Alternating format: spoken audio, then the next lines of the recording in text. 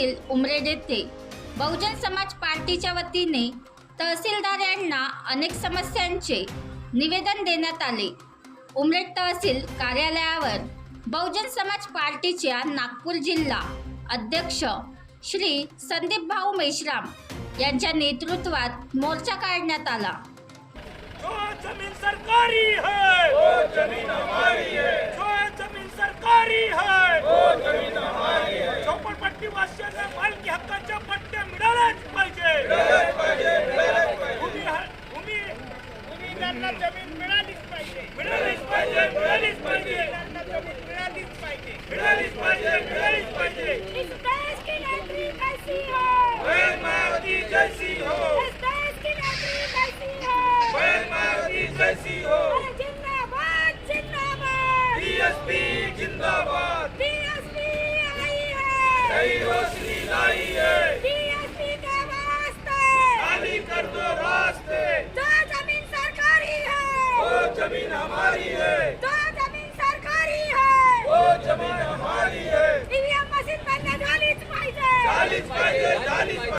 दुसरा विषय असा आहे की पुणे तालुक्यामध्ये झाला तो ईव्हीएमच्या बाबतीत सुद्धा आमचा विषय आहे। ईव्हीएम घोळवत असल्यामुळे बंद करून बॅलेट पेपरवर पुन्हा चाललं द्यावं।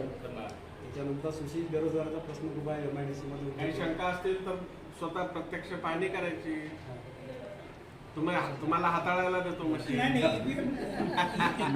बरंच शंका आहे ना, आम्हाला एवढंच शंका आहे। तुम्ही आणि सर तुमच्या समोर डेमो दाखवू ना आपण। नाही डेमो ते अलग राहते, ते वेगळं राहते। आमच्या हातात काही दिवस द्या। नाही, म्हणजे मी मेन काय आहे काउंटिंग मध्ये हा, आपण जेव्हा रिकॉल करतो ना काउंटिंगच्या वेळेस आता हे ठीक नाही आहे ऐका ना पहिले हा, तर ज्या एरियातलं वोटिंग झालं हा, कोणी कुणाला वोटिंग दिलं ही रिफ्लेक्ट होते।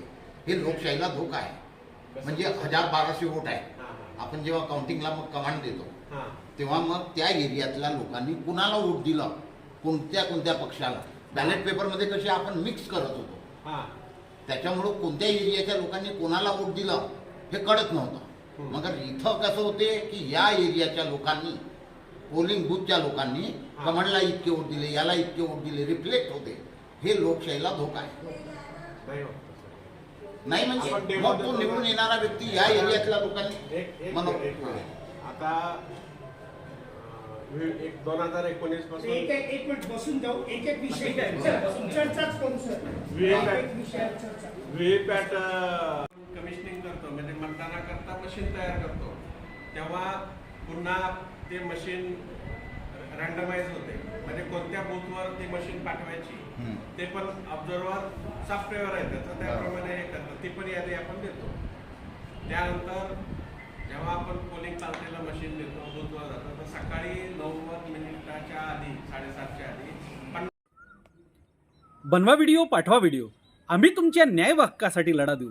ताज्या बातम्या व घडामोडींसाठी पाहत राहा फक्त महाराष्ट्र लाईव्ह न्यूज। आजच आमच्या चॅनलला सबस्क्राईब करा, शेअर करा, कमेंट करा आणि हो बेल आयकॉन दबायला विसरू नका। जय महाराष्ट्र।